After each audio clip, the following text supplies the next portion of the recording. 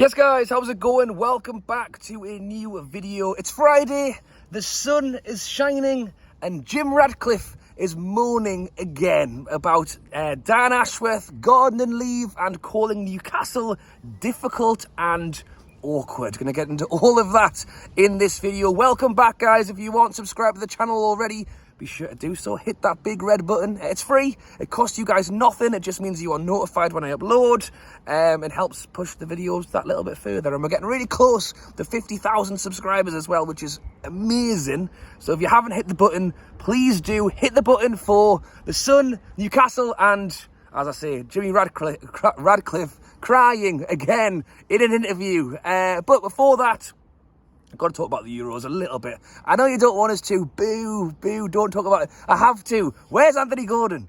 I know I'm biased and it's Newcastle fan here, but my God, will Southgate ever play I know Gordon's not actually left-footed, but a left-sided player? He brings Eze on and the poor bloke's just standing in the middle. He doesn't want to be over there. Get a left-sided player on, stretch that game. I mean, Trippier's doing the best he can. At one point, he had the whole left wing to himself, which is just not what you want to be happening for him. He was already right-footed. We were favourites going into this tournament. I'm not sure we still are after the way we've been playing. I don't know how they've worked that one out. And I suppose the players that we've got, you know, that's how they've worked that one out. But you just cannot get a tune, and he's just trying to shoehorn. I mean, Alexander-Arnold in midfield. I mean, someone worked that one out. Harry Kane trying to play centre defensive midfield. You know, Shearer said it himself, you know, just stand in the box. Stop running around. Just stand in the box. Give it to Gordon. Give it to Saka. Cross the ball in. You know how many goals we scored for Bayern Munich last season standing in the box? You know, it's crazy that, isn't it? When your striker stands in the box, you might actually score a few goals. So, yes. I did go to the Life Centre last night, which was actually all right. Bit of sun, bit of banter, a few beers with the lads. Waking up this morning feeling slightly more tender than I would have wanted to. But if anything, maybe it's a good thing that England didn't win. Otherwise, I wouldn't have been fit for work this morning. But yes, England are rubbish. Hopefully we can sort it out. You know, I'm praying that we do. But anyway, even in the Euros, we do have the likes of Shaw out there, who's picked up an injury, which is bad news. Also being reported that Tonali has picked up an injury. There was a bit of excitement around the fact that I think his game that he's allowed to come back for is Spurs. Obviously excited to see him in action next season. Well, actually, it's being reported he's picked up an injury and might not be back in time for the Spurs game. Ahead of the season, we're looking forward to some news on the Seller Cup. Obviously, that was last year, which I think had mixed reviews. It was expensive for really 2 games of Newcastle football, and I don't think people were that excited about the kind of Florentina games. Well, the hope this time around is let's get in Barcelona, Inter Milan, and who else? Real Madrid. Why the hell not? To have games that basically people want to go to and watch the whole day and spend the whole day. That's what I think the last time around was a tester. I'm hoping Newcastle really big it up this time. And we're also getting a little bit of news on the fact that we're looking to play a friendly against Hull and starting to, I guess, hear a little bit more of what's coming for next season. But in the meantime, we are working on transfers and we are still waiting to hear what happens with this Dan Ashworth scenario. And good old Jimmy, he was doing an interview again and he's had a little cry. Basically what he had to say,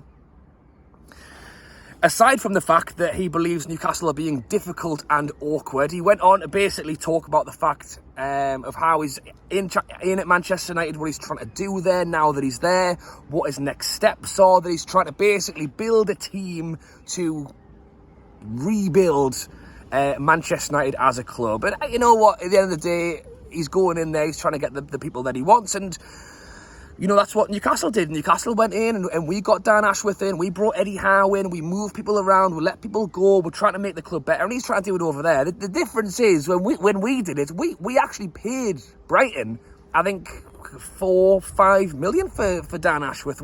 They said, yeah, if you want the man, you will have to pay the fee. We said, okay, and we did it the proper way. Obviously, the story goes, as it's believed, Manchester United and Jim Radcliffe went behind Newcastle's back to tap up Dan Ashworth. He then sent emails to himself, incriminating himself, allegedly.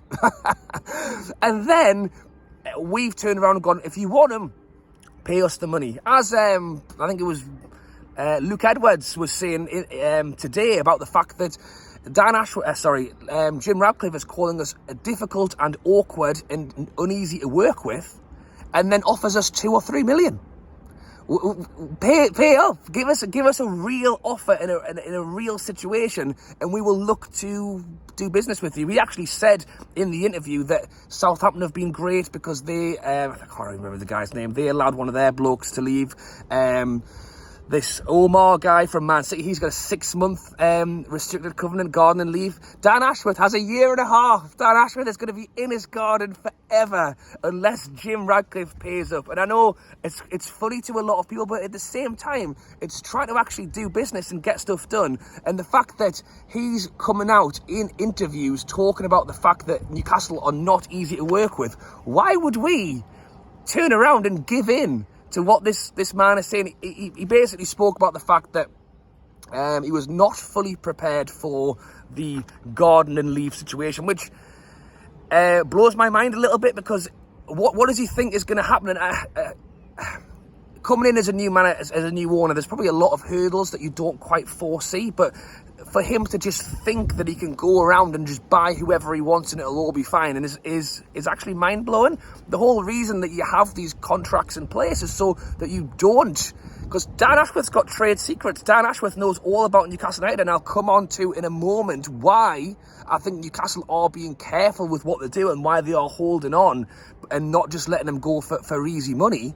The fact that Jim Radcliffe actually hasn't realised anything of that is actually a little bit mind-blowing. In what world does he think he can come in and buy one of the guys who's been no doubt a big part of what Newcastle are trying to build on, just take him away for free and then just steal all of our trade secrets? No, Jimmy, you're going to have to, if you want our trade secrets, or if you want Dan Ashworth early, you're going to have to pay for it. And he actually said, like, I don't see the point of it. Like, I don't see the point of garden and leave. You don't see the point of our director of football, who can't work for us anymore because, as I've mentioned, allegedly reported, has been sending emails to you, sending emails back and forth, probably having phone calls, reportedly having meetings with other Premier League clubs. Why would we want our director of football? He can't sit in our office, and he's still contracted to us. And we're not just going to give him to you when he's got all of our trade secrets, you know? So I think he's just... Strangely enough, I think he's trying to sit on his high horse and make it sound like we're the people who are holding this up and we're the people who are making an issue of it. He's the one making an issue of it, and that's what do you do next? How do we move past this? Well, what needs to happen is, for, as I mentioned earlier in this video, he needs to step up and have a proper big boy conversation with Newcastle. Don't sit around in interviews slagging us off. Let's actually have a conversation of how we take the next step. And as I've mentioned already, Luke Edwards today, I think, nailed it on the head. Instead of coming out and offering 2 million, and then Newcastle reportedly declining a £3 million offer for Dan Ashworth, we paid 5 million to get him from Brighton, and we've now got him on a huge deal, a huge contract. In what world would we accept that?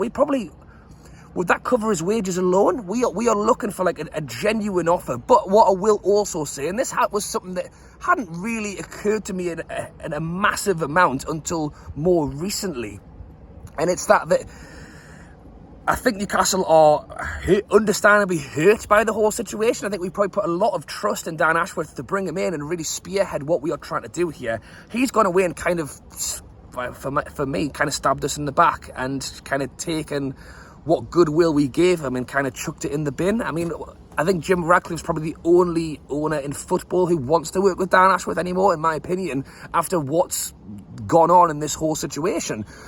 So I think to some degree, Newcastle don't just want to give Dan Ashworth what he wants. Like, after the way he's behaved, to let him win in this situation is madness. What you could say he's already won by the fact that he's sat around getting paid to do nothing, cut his head. I mean, it's a lovely day for him, to be fair. If he is sat in the garden, he probably is. But another thing that I think occurred to me slightly less was if we do sell him to Manchester United, by the way, look, I think 20 million, I think even 10 million would be great for us. We're on about selling Yakuba Minter, we're on about selling Miggy, selling Trippier. I mean, if Dan Ashworth wants to bog off for 10, 15 million, then I'll take it. What needs to happen is for Jim Ratcliffe to stand up and actually pay us. But I do partly wonder if the reason Newcastle are holding out as much as they are is because this summer window is a big window. We're already fighting the likes of a Chelsea, who seem to be linked with every other player that we are. A lot of the top players who are available right now, I feel like to some degree there's a lack of available players, and I think part of that is because of FFP and people trying to be so careful with who they buy, who they sell. It means that the players that are available are less of. The last thing we want is Manchester United also getting involved in the same argument. And by the way, Dan Ashworth will have been privy to our summer transfer plans. He will probably know exactly, because I don't think we wake up in the morning, unlike, a couple of years ago when Murdad would just get up and put Football Manager on and just bid on whoever he wants and just do whatever, which was fantastic. I think Newcastle are past that stage now. And we'll have probably game plans of looking at players for the summer, probably already looking at players for January, or if not, the exact players looking at positions when we want to start filling these roles. And Dan Ashworth would have been part of those conversations. So yes, we can sell him if Jim Radcliffe, as I say, is he going to, who knows what will happen. Even if he finally goes, right, okay, let's have a convo, what about 10 million? I think even at that point, Newcastle will be careful to just agree to it. I think Newcastle will probably continue to stand their ground. 20 million, summer window shuts. Okay, well, what about 7 or 8? Because by that point, the summer window's gone. What knowledge Dan Ashworth has of Newcastle has probably passed. We will hopefully by then have been in a conversation to get our own new director of football.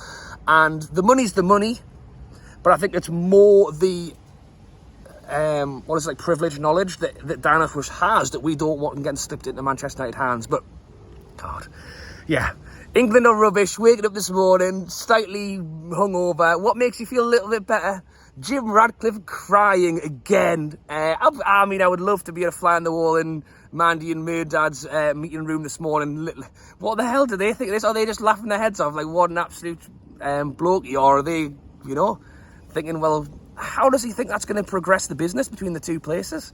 Like, it would not surprise me at this point if we just turned around and went, nah, you can't have them ever.